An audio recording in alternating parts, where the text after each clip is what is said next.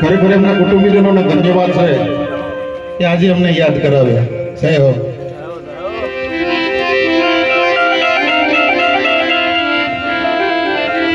કારણ કે મારે થોડુંક નોસ્ટોપ જેવું કરવું પડશે, કારણ કે એવા ભાઈના જેટલા ગુણ કહું એટલા ઓછા પડે એમ છે.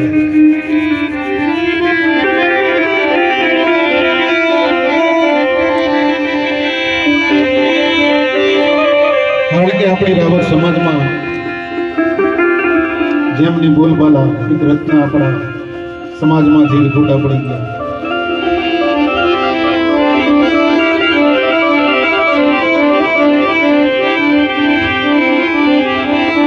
હેરાવા